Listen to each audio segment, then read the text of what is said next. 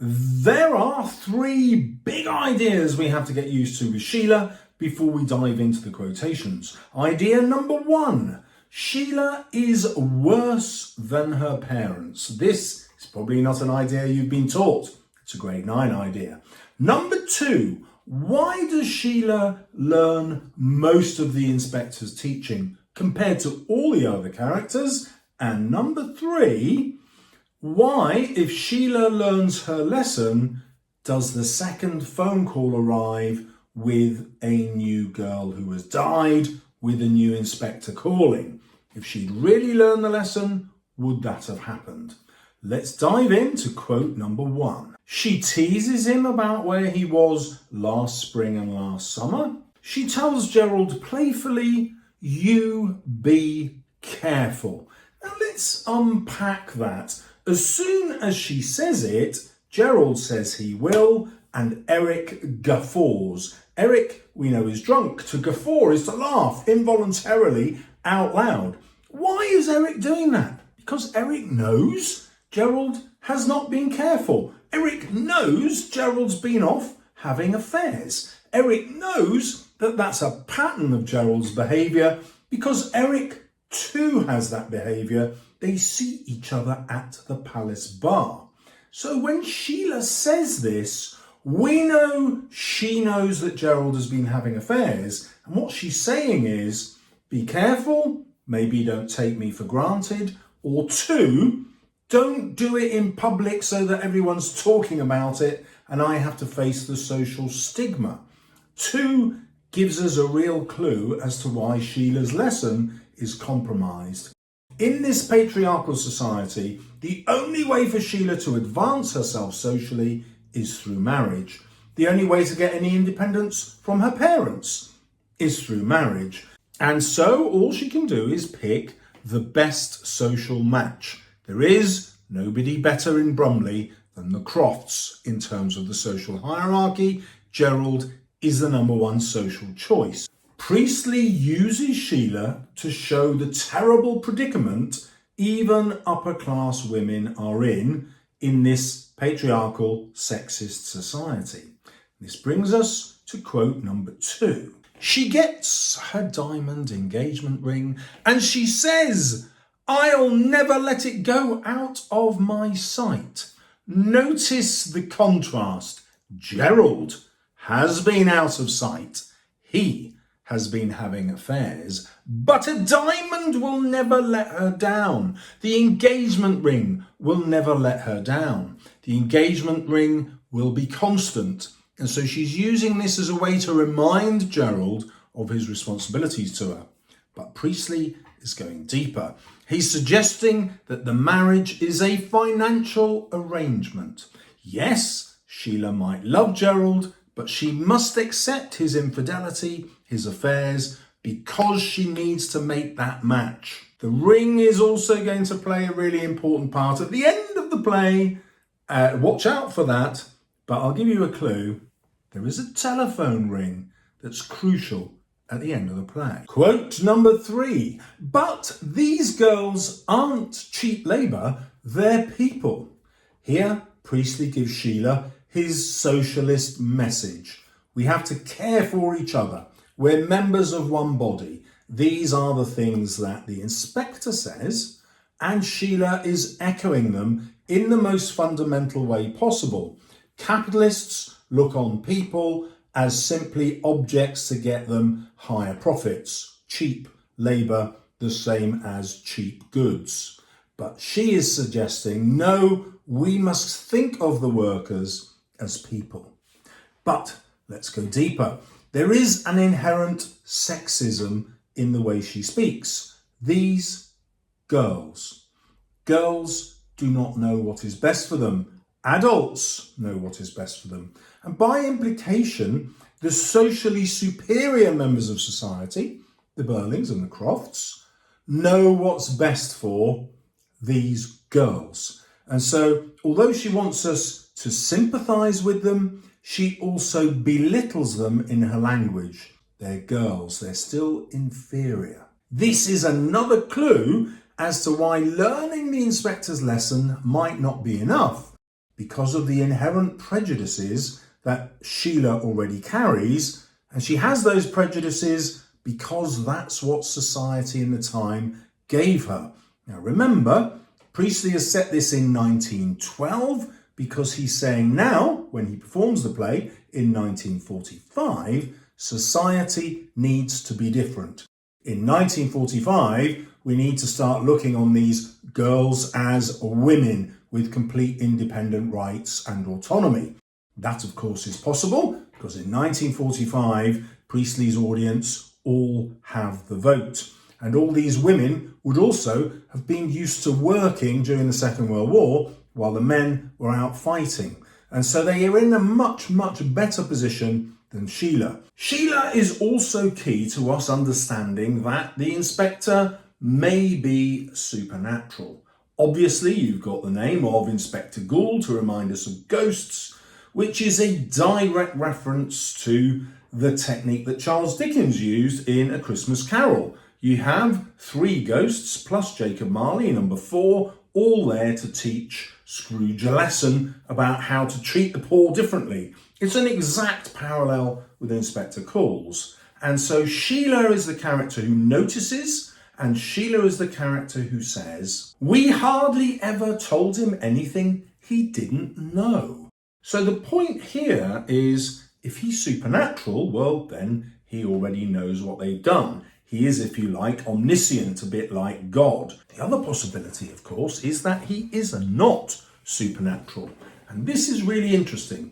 If he is a real human being, then how would he know so much about the Burlings and Gerald? That suggests that just by virtue of them being rich and socially superior, he knows automatically that they will have been committing crimes or being immoral. Why? Because power corrupts. Remember, when Gerald is there, the inspector wasn't expecting it, and he just said, "Oh, you're going to marry Sheila, are you? Well, I think you'd better stay." He just knows that something's going to come up as soon as Gerald is there.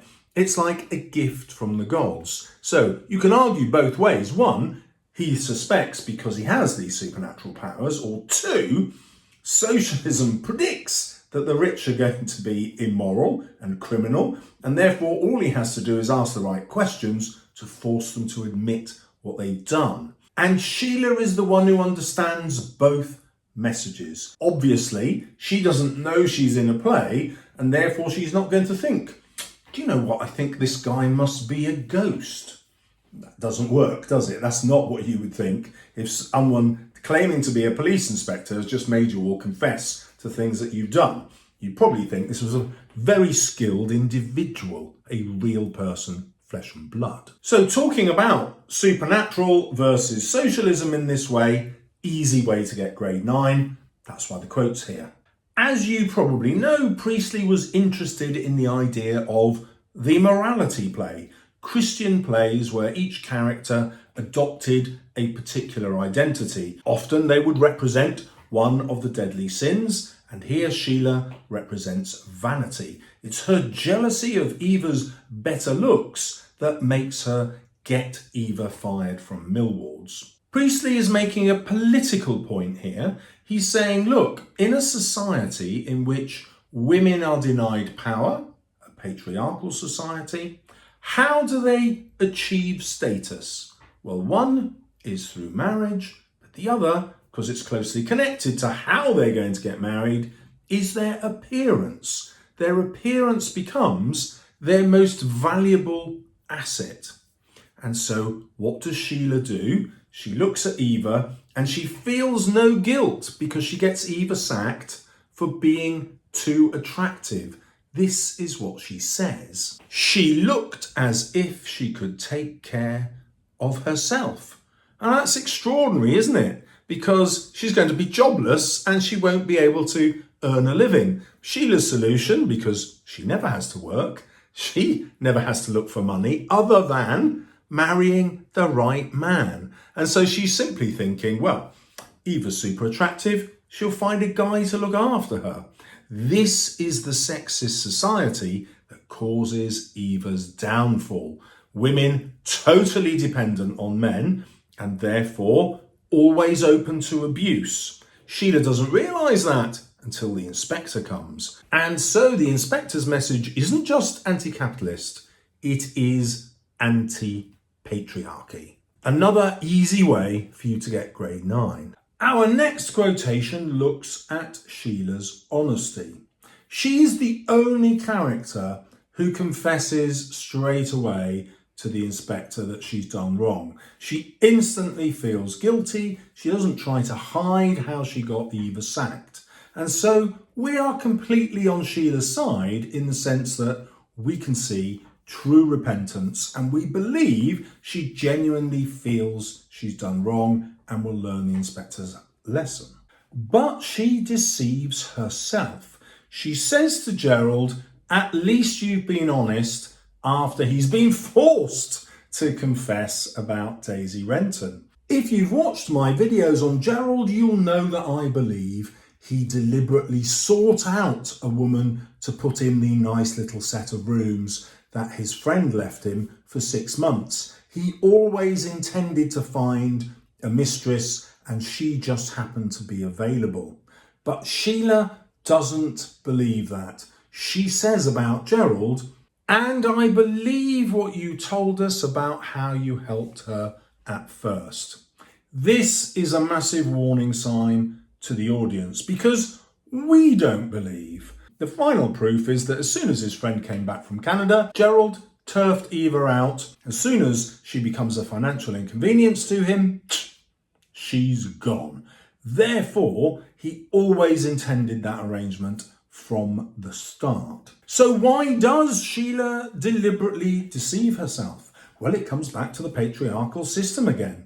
In order to marry Gerald, she can't afford to believe that he is completely dishonest, manipulative, cynical, willing to sacrifice another person's feelings just for his own gain. She can't believe that and still marry Gerald.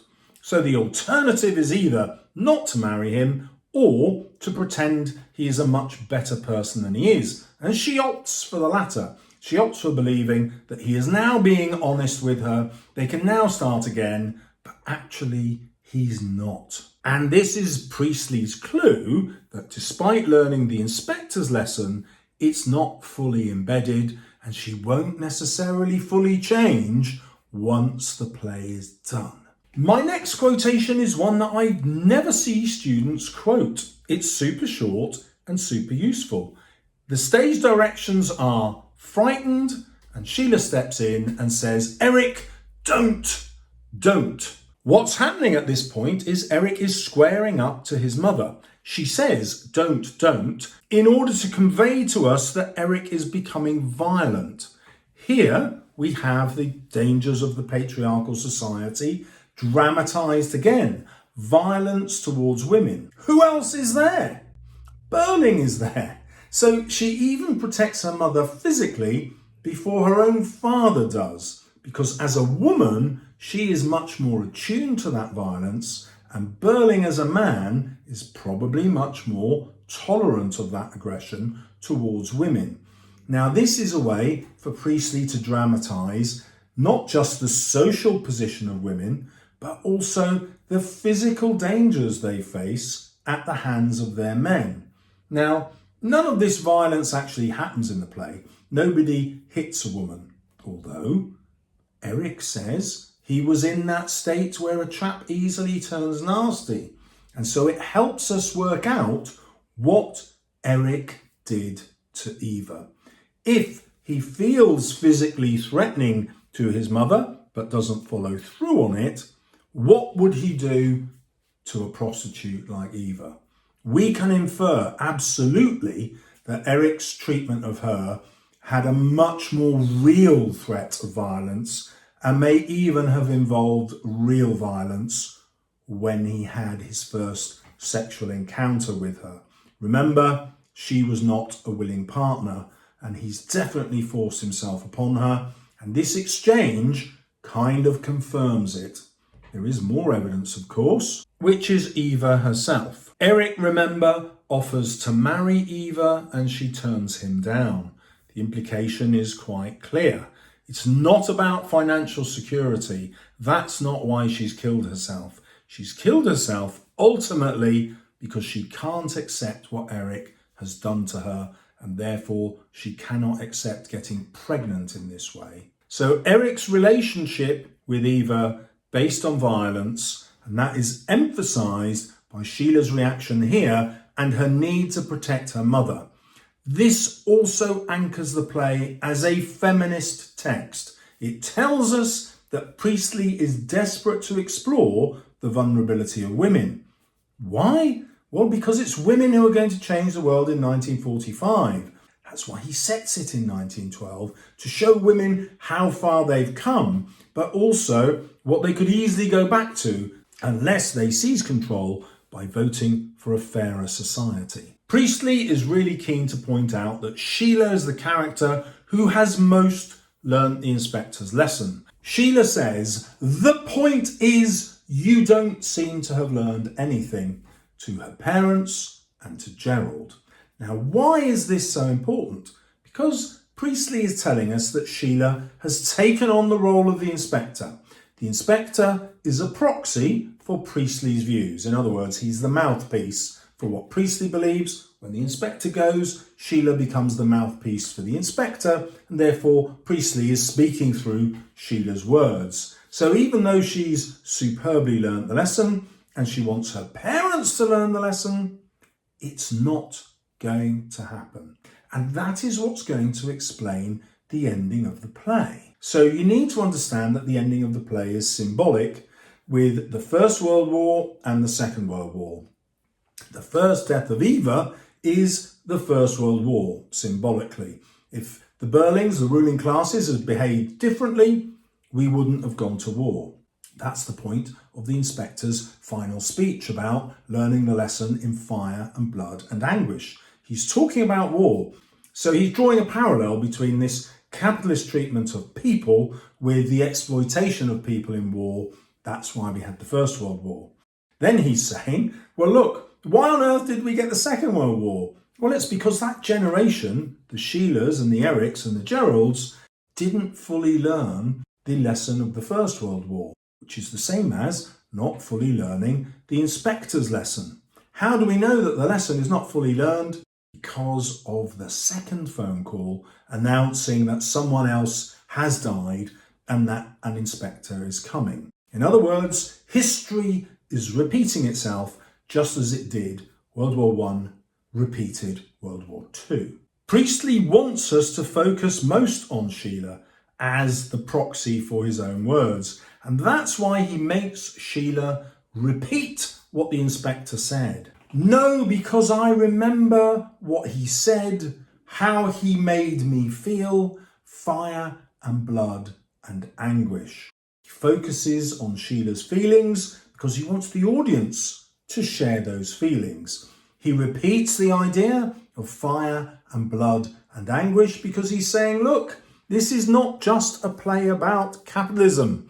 It's a play about class. But even more importantly, this is an anti-war play.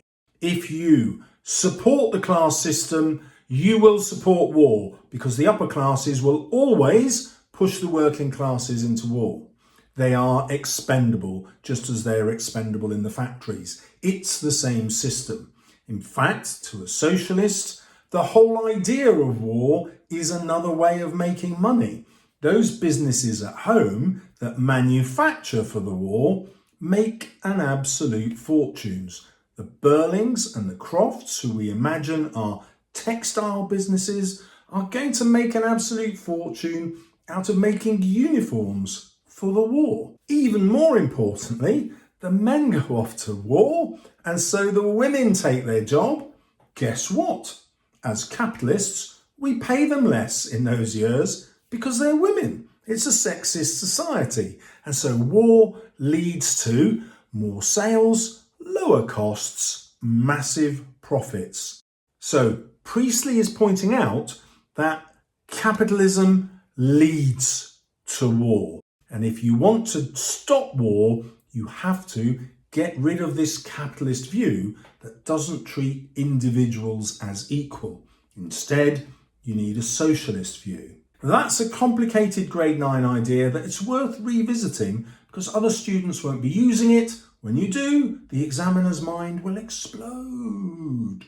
And so we come to the tragic irony of quote number 10. Gerald offers back the ring that Sheila refused, but not now. She doesn't say, Gerald, there's absolutely no way I can see that you haven't learned the inspector's lesson because what has just happened? Gerald has just spent all his time trying to persuade everyone that it was different photographs of different girls and therefore they're not responsible for what they did. Well, Sheila says, no, we are responsible for what we did. Even if it isn't the same girl, we still did these things to girls and therefore we're still morally wrong. She realises that Gerald is just coming up with an intellectual argument to justify his appalling treatment of Daisy. Even more dramatically, though, we know that Gerald is just making this stuff up because his own description of Daisy Renton matches absolutely every detail that we found out about Eva. So the audience absolutely knows it's the same girl. Here's Sheila, who has learnt this lesson. She should reject Gerald out of hand, but she doesn't. She says no, not yet. It's too soon. I must think. Those are her last words in the play. And what do we imagine happens? Priestley gives us a massive push to suggest that she goes back to him because there's the second phone call. So there's another death. There's another inspector. Just as there was another Second World War. Priestley's message is quite clear to his audience. Your parents, he's saying to the audience, your parents were supposed to learn that lesson, but they took us into war.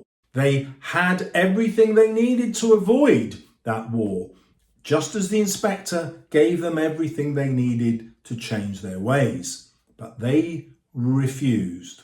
So now, Priestley is saying, in 1945, we can't afford to refuse. Eric and Sheila must have refused because otherwise the world would have been a different place. The character who most wants to change, Sheila, is powerless to do so because as a woman in 1912, she has no independence, she has no autonomy outside of the men in her life, and she has no vote. But that very tragedy of 1912 becomes an opportunity in 1945. The quickest way to get grade 9 for any character or theme is the video you should watch next, and it's coming up now. Click away.